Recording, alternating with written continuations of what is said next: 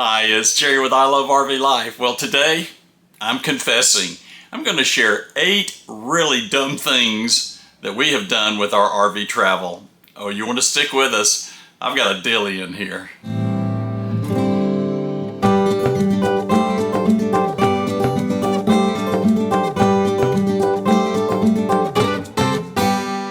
Well, hi, it's Jerry. Today, I guess maybe we could call this confession time or me just sharing. Here are our 8 dumb things, really dumb things that we've done in our RV travel. Maybe just to give you some heads up to be careful, and definitely those items for Joan and I not to ever to repeat. I can laugh now. When these things were going on, it wasn't funny. Don't skip ahead. I've got a couple dillies in here. Oh my gosh, and I promise you one of these things is going to make you laugh. No, I wasn't laughing at the time. Okay, here comes number 1. Not rolling in the awning when you leave your RV. Well, this was one of those where we just got in too big of a hurry and we forgot to roll our awning in. I know there's going to be some of you out here going, oh no, Jerry, not you and Joan too. Yeah, well, fortunately, it wasn't as catastrophic as it could have been. We had gone to Florida. This was several years ago. We'd gone to Florida and we had booked a campground for 2 months. We were just really going to just beach bum it out. April and May, we were going to have a great time. And we'd been down for about 4 weeks and we had some family business that had come up and we needed to return home. So we just left the camper hooked up, made sure everything was secure, put the kiddies in the back of the truck, and we headed home for 4 days. And it never dawned on me, not one time, to just walk around the camper and just make sure everything on the outside was okay. Everything on the inside was fine, but I had forgot to roll the awning in Florida, in May. And you know what happens at 4 and 5 o'clock. You get those whiz-bang thunderstorms with tremendous wind that come up for about 30 minutes to an hour, and then the sun comes back out. I pulled back in at the camper after 4 days, and when we pulled in, fortunately the awning was still there, but the hardware was quite twisted up. I mean, it was kind of catty-cornered. The good news is that awning, that Dometic awning, had the big shock absorbers on the side. So as those blasts were coming in, it was able to absorb some of the shock versus those permanently fixed hard awnings. And it was just a good testimony that that one can take some rough trouble. We had several of our neighbors come up to us and said, we saw the awning out. We came and checked on it every day, hoped that it was still there. I expected it to be ripped off and sailed into the marshes. I was able to repair all the metal work that was on it, and we were still able to continue to use that awning for a number of years. But for heaven's sakes, if you're going to leave your camper, even for a couple hours, always roll that awning in, because we've seen a bunch of them ripped off in just a matter of hours. One of the mistakes that Joan and I did not make, and that was replacing our mattress inside of our fifth wheel with a Brooklyn bedding mattress from RVmattress.com. It has just been a great sleep experience. It is so comfortable. There are 4 different mattress types to choose from RVmattress.com. They have their Dream Foam Essential, their Dream Foam Hybrid, their Signature Hybrid, and their Allura Luxe. Joan and I have the Signature Hybrid inside of our fifth wheel. One reason is because it's 11 inches tall, which was a perfect height for the platform that we have in our bed. But that's even more than that. The comfort levels came with soft, medium, and firm. But the engineering of the Signature Hybrid was a key point. 1-inch quilted top, 1.5 inches of Titan Flex comfort foam that adjusts to your body, 1 inch of a Veriflex transition foam for that deeper compression support, and then depending on the size of your mattress, up to 961 encased coils, giving you that motion isolation and minimizing that sleep disturbance when your partner gets in and out of bed. It is a very comfortable mattress, but it's not just the engineering that adds to the benefits of a Brooklyn Bedding mattress. Look how easy it is to install these. You just simply bring the box, set it on the platform of your bed, carefully remove the plastic. Literally within minutes, the bed will reach full size and it's ready to sleep on that night. The engineering is not the only benefit of an RV mattress by Brooklyn Bedding. You have a 120-night sleep trial, 10-year warranty, free shipping, and they're made in Arizona. If you want a Brooklyn Bedding mattress for your RV, it is so simple. Just go here to rvmattress.com/ILoveRVLife. Then pick out the style of mattress you want, the size that you need, the comfort level that you want. You have questions, they have a chat line. They're very, very responsive. And don't forget this, at the end of your purchase, enter the code ILoveRVLife and you'll receive 25% off of your purchase. Well, thank you so much to Brooklyn Bedding for sponsoring today's video and their great support of the RV community. Not having a water pressure regulator. This was our third trip in our fifth wheel. This was our other Gateway fifth wheel that we had, not the Montana. And it was our third trip. We're still trying in that first 6 to 7 to 8 months figure out, we've got this big fifth wheel. We want to be able to do some travel. How are we going to do that? What is life going to be like in an RV? And we weren't really ready to make that big, heavy commitment to long-term travel that we currently experience today. So this was our third trip out. It was we'd had the fifth wheel maybe 4 months and had made 2 short trips in it, and this was going to be a 4-day trip. And we went to a campground, and we had not had any problems up to this, except what we found out is that campground's water pressure was at 110 pounds, 110 psi. That is extraordinary. Now that's what you would typically find at a home, and even a lot of homes don't have that kind of water pressure. And we, hooked up to it and everything was fine. Got up the next morning. Water was everywhere. Under the kitchen sink, there were drips all over the place. Under the bathroom sink, drips all over the place. I even feared looking up underneath the camper. There was water that had dripped under the pan there that I had to loosen the screws and drain it out. And I rushed to Walmart and bought one of those cheap, sorry, inline water pressure regulators, which I think reduces down to somewhere around 30 pounds. I mean, look, it worked. It worked in case of an emergency, and this was an emergency. There was nothing loose. It's just these RVs, I don't think any of these RVs are really set up to be able to run at 110 pounds. As a matter of fact, some people say 30, some 40, some 50. We run about 50 pounds and have never had an issue since. But whatever you do, the first thing that you should buy in your kit, you can go out to iloveRVLife.com or RV Accessories. I've got a list of essentials, and those essentials were created from us not doing our research. I'm going to save you the research. You can go there. You can buy them off that page or just go somewhere else. It doesn't matter. But at least have those essentials before you travel, and a water pressure regulator is essential. Not doing our tire research on our new fifth wheel. Well, this one was a dilly. I'll put here's the first picture that I'll share when I pulled over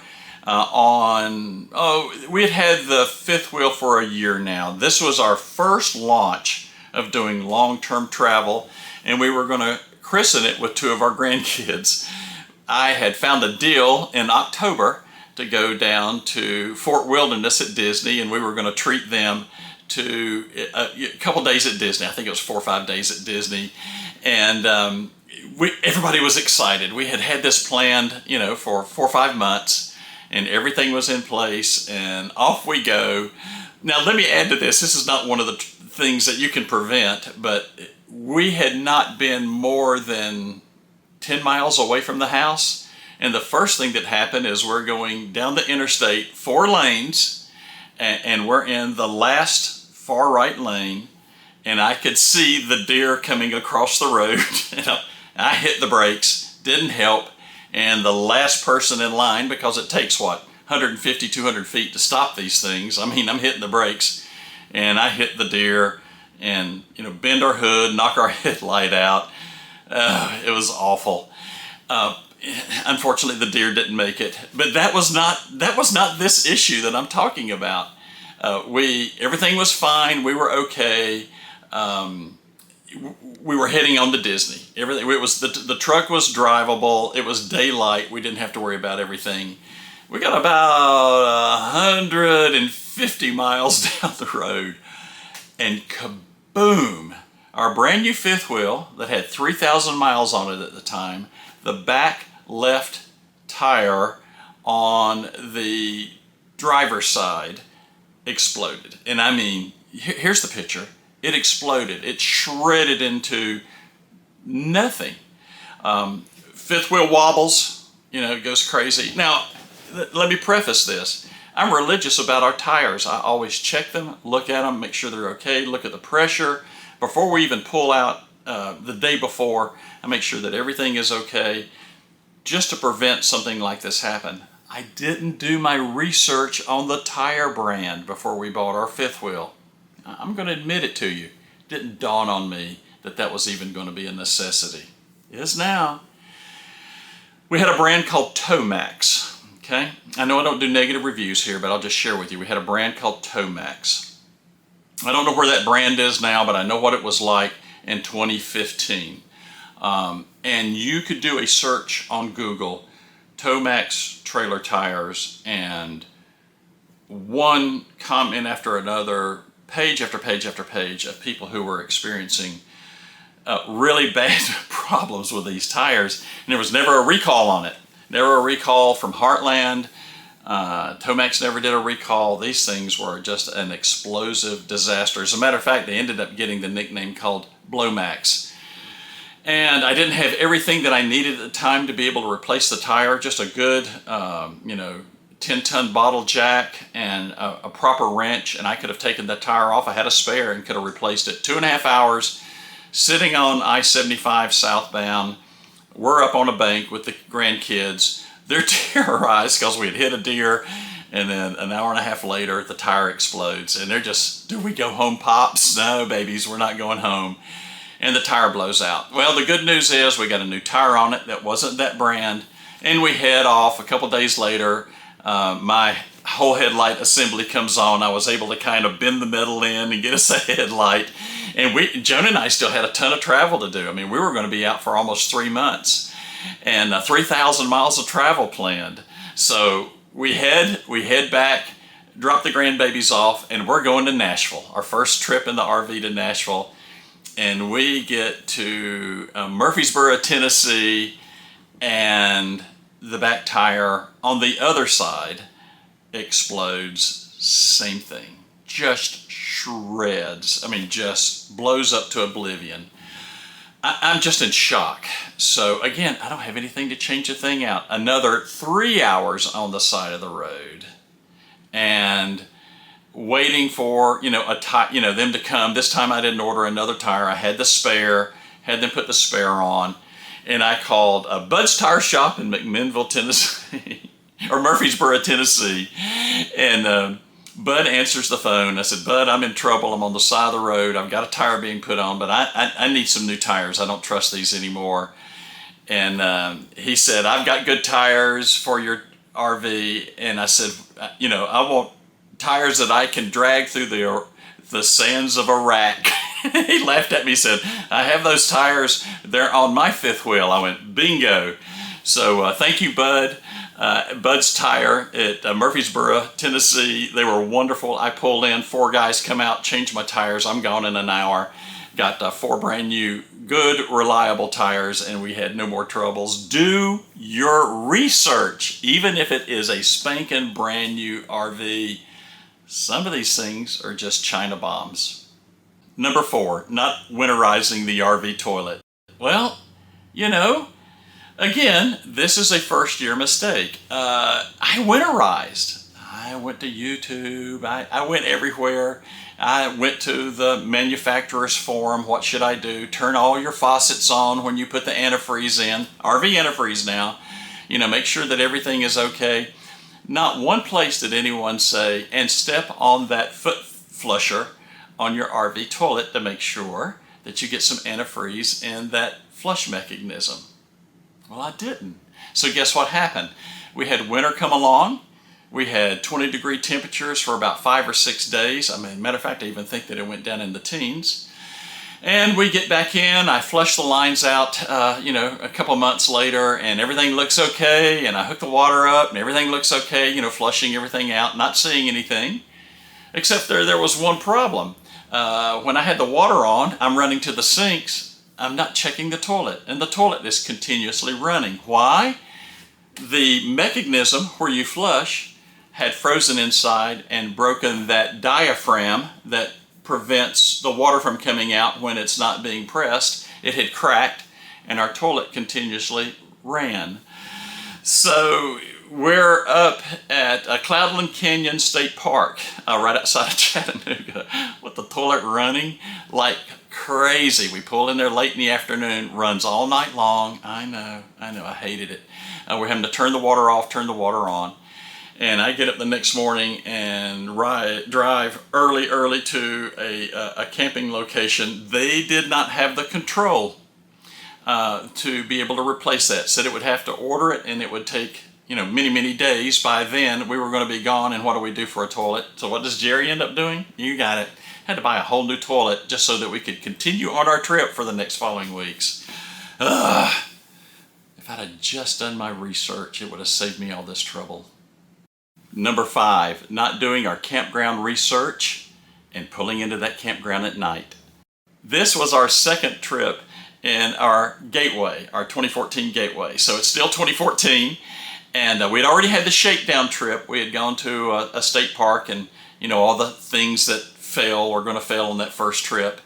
And so we hoped, and we're going on our second trip, so it's Thanksgiving, and we had a little 4-day window that we were going to kind of stretch things out and have some fun. This is before we were doing videos, and so we had this plan that we were going to go way up in these mountains, and we were going to stay at this beautiful campground, that was in this valley, and it had a lake and beautiful surrounding mountains around us, and we'd looked at all the fun things to do. But we were going to have to leave on Thanksgiving Day. I had business I had to tend to when we got back. I had some client demands. So we go to the family gathering, and we were supposed to leave at 1:30 at the latest. And you know how these family gatherings are. They just go on and on and on, and you say you're going to leave, and an hour later you're still there, and then you hug everybody's neck, you say you're going to leave, and an hour later, you know the drill. So it's like 5 o'clock when we finally pulled out of the driveway, 5 o'clock. And I told Joan, I said, we're going to be hitting this campground in the dark, but we probably won't have any problems. Again, it's only my second campground. I didn't realize that most campgrounds, especially these up in the mountains, do not have any lights in the campground because people want the wooded experience, right? And this one was way up in the mountains. Way up in the mountains. And we pull into this thing. It's, 9:30 at night, I guess it was. It's Thanksgiving. It's snowing. It just only gets better. It's snowing. Joan doesn't have any gloves. And I pull down into the campground, and the only thing you can see is the headlights. So bless Joan's heart, she gets out in front of the truck, and I'm driving like 2 miles an hour, and she's got a flashlight, and we are trying to find our parking space. It was this pull-through that we had seen on the map. It was going to be a pull-through. It's just going to be an easy breezy, just slip into this thing. We couldn't find it. We're driving, I'm riding through the campground, and then the worst of worst could happen. I get to the end of the campground, and it is a turnaround location for tents. Yeah, you got it. I'm 40 feet long with a dually, and I'm in a turnaround spot in the dark, pitch dark now, with this 40-foot fifth wheel and this big Super Duty truck in a tent area. And, fortunately, it was Thanksgiving night, and there wasn't anybody out in this area sleeping in a tent, or it would have been, I was terrorizing them. And there's no turnaround. there's no turnaround here. All it is backup. Now you got to realize this is our second trip with this big fifth wheel in the dark with Joan with nothing more than a flashlight. It's snowing and she doesn't have any gloves on. And I'm trying to back this behemoth up. No, it wasn't pretty. It was awful. It was just awful. And we finally get to this little spot that would support maybe a 30-foot camper, maybe at the best. And I was able just to inch in there, unhook, leave the truck hooked up, but we were hanging out where people couldn't drive by us. There was nobody there in the campground. It was just us in this area because it was tents and no fools are going to be out there in the snow in their tent, I'm sorry, this is still funny when I think about it. And then, we go to bed. Well, guess what? I couldn't hook up the water. Thank goodness we had a little bit of water. I couldn't hook up the power because this thing was set for 30 feet and I didn't have an extension at the time. I do now. So we're running on battery, two little 12-volt batteries, and we're going to run the furnace all night because it's like 10 degrees up there. The batteries were dead the next morning. It was crazy. It was awful. But we survived the night. We didn't freeze to death. And of course, I got up the next morning. I hate to admit this. 200 feet from us, there was a little dinky sign about that big with 119 on it. Yeah, you could see it. It was 119. All we had to do was pull into that. We'd had a joyous night. From this, we practiced something called the 3:30 rule. To the best of our ability. You get to the campground by 3:30 during the day, so you'll have a couple hours, especially in the winter, to park, or 330 miles, whichever comes first. If I would have known this, there was a Walmart up the road. We'd have pulled in that Walmart for the night, got up the next morning, and gone to the campground. It's a wonder. It is a miracle that I didn't tear that fifth wheel up, bumping into trees and everything else. Oh, what a trip. Number 6, keeping mice out of the truck. Yeah, they'll eat your wiring. Well, for this one, we keep our truck when we're at home parked in a workshop. I've got a big workshop that Super Duty fits in just right and keeps the weather out of it and those types of things. So it's kind of nice to be able to have that. But something that never entered my mind was that we could possibly get mice inside our truck. Now, they didn't get inside the cab. Thank goodness, that was buttoned up good and tight. But they did crawl up around the engine compartment. So we get ready to take a trip. And we take our trip and we go down the road and everything's fine. We don't have any problems. We get to the campground, 300 miles, 400 miles away. And that night, late that afternoon, we went out to eat. And that evening, it was dark while we were eating. And when we, oh, this is awful. When we start heading back to the campground, I turned the lights on and we had no headlights.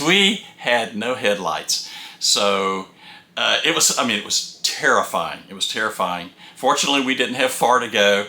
I checked the fuse. The fuse was good. Everything was fine. And we've got more trip planned and I have no headlights, so I need to go to the Ford dealership. What's going on here? So the next day I get up, I'm checking fuses, I'm checking relays, I'm checking all the obvious things that would typically pop.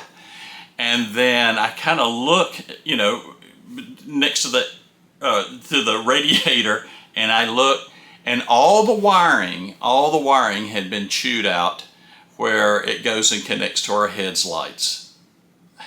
I couldn't believe it. So if you've ever worked on a Super Duty truck, you've got to take that big grill off and all that other stuff, and the wiring is gone. It's obliterated. They ate like that much off of every headlight wire, every parking wire, all those types of things. It was gone. So fortunately, I keep a little toolkit with, some low voltage splicing things, good for 12 volts, some extra wire. You never know what you're going to run into a camper. I didn't expect this with my F350. Spent a couple hours replacing all the wire. All was good. Put everything, button it back up, and we're able to go on. So when we got home, yeah, I had to put in the garage, I had to put out some of that, super duper rat deterrent, rat poisoning. I'm assuming I got Mr. Critter, Miss Critter, whoever it was that got into the front of the truck. I keep a little bit of that out now just in case. Haven't seen it disturbed.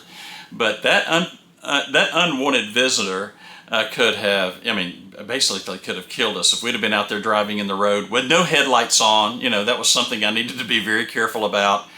No telling what could have happened. I'm surprised. Fortunately, we were only about a mile from the campground when that happened, and we were able to be real careful and get back. Oh my gosh. Oh my gosh.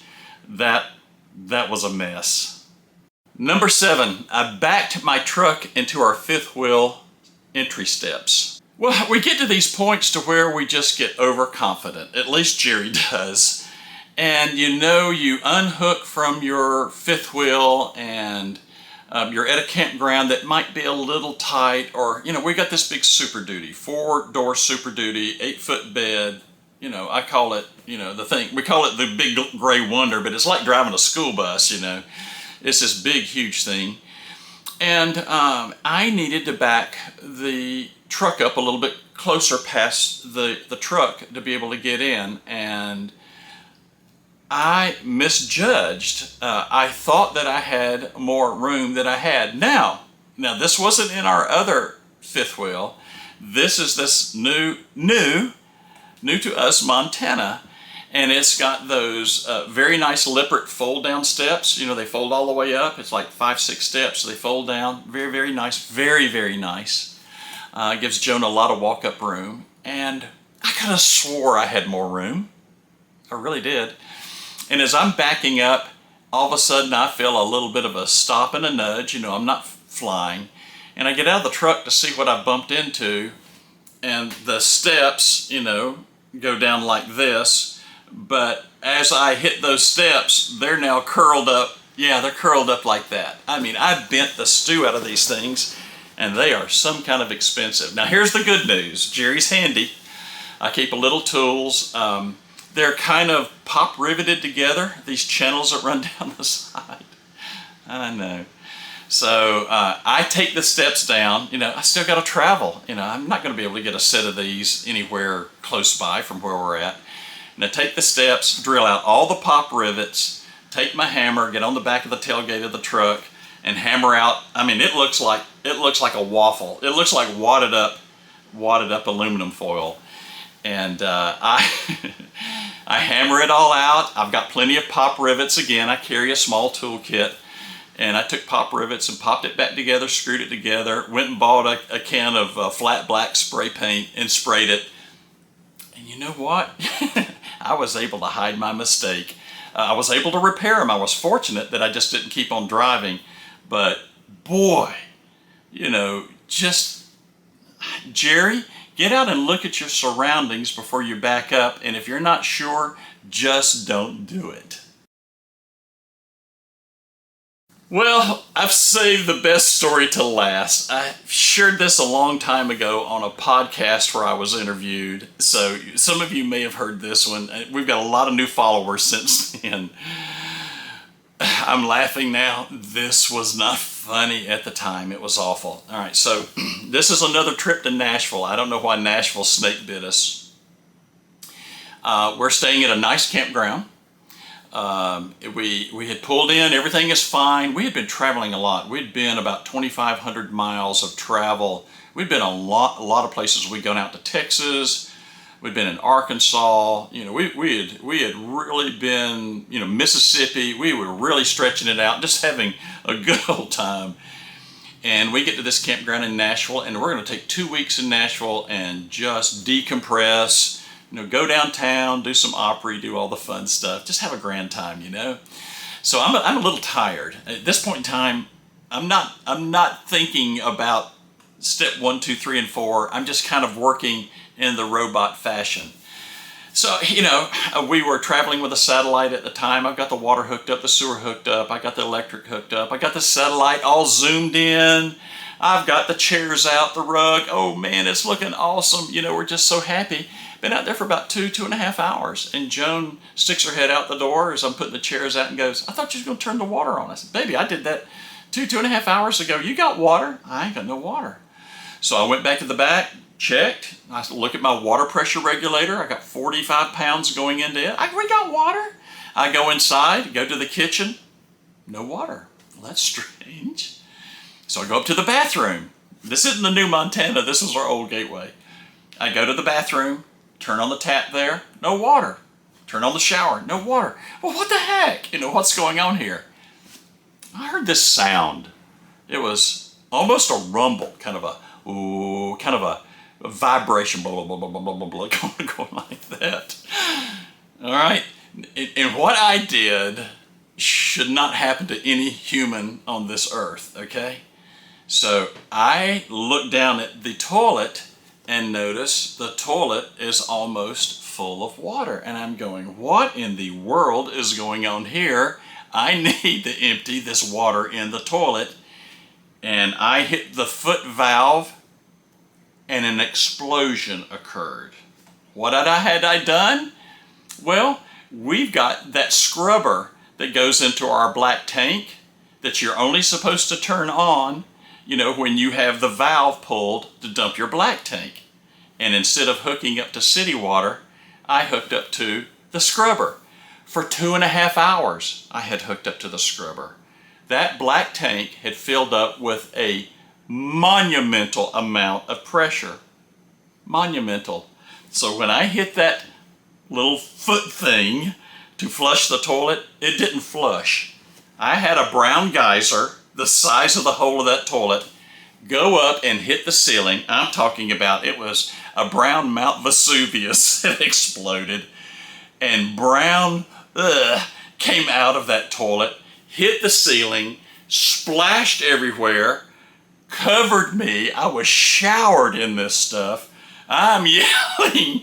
I couldn't get my foot off that thing quick enough. It was just an absolute explosion.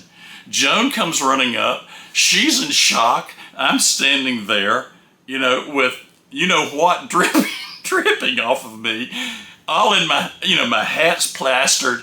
I've got all over my face. I'm in shock. And then it hit me. Oh my gosh, I know what I did. So I ran outside, covered in this stuff, turned the water off and came back in. And Joan's going, what do we do? I said, go get me every paper towel we've got, every Clorox wipe, and just leave me alone. And she said, can I help? And I gave her this, look with everything, just all over me. And I went, no, just let me do this and recover from what I have created. And she just walks away and was very wise to stay away. And I went through 5 or 6 rolls of paper towels, every Clorox wipe we had, finally got it cleaned up. It took hours. It was hours. Now, again, this didn't run, this was just from hitting that foot thing and maybe 2 or 3 seconds of kablooey. And it was everywhere. So I threw my clothes away. I wouldn't even wash them in the washing machine. I just threw away every stitch I had. Took me a long, long shower until every bit of hot water was gone. And promised never, ever, ever, ever to repeat that step. Look, I didn't share this for years. I was so embarrassed by it. And I'll go ahead and tell you, we weren't doing videos then. This would have never been on a video, I can promise you that. So, what's the moral of that story? The moral is, just pay attention where you're going to hook up your water hose, and for heaven's sakes, if you think that you may have done this to your black scrubber tank, then hook up the sewer hose and dump that baby. Do not, for any stretch of imagination, hit that foot pedal. It is going to be a disaster. Well, I hope you have found these 8 super dumb mistakes that we have done in our RV travels. We're heading almost close to 10 years now. Again, as I said earlier, human factor does enter in these things sometimes. Sometimes it's fatigue. Sometimes you just don't do your research. There's a number of factors that can come in. But, we survived them all. We survived them all. Some of these were done in the first year of our RV travel. We didn't hurt anybody. Yeah, maybe to some degree, maybe a lot of hurt pride was in some of this as well, if you've stuck with me to now. But, the bottom line is we ended up still loving RV life. We have so much joy doing it, and we learned from all of our mistakes. So here's you 8 things never, ever, ever to do. Please be safe out there. And I appreciate you watching. If you like this type of content, hit subscribe or at least give me a thumbs up. If you want to share a story in the comment that you're not too embarrassed to share, do it for the community and give everybody a good giggle and some of the dumb stuff that I'm sure all of us do from time to time. Thanks for watching, and you got it. Even with all these 8 dumb things I've done, I still love RV life.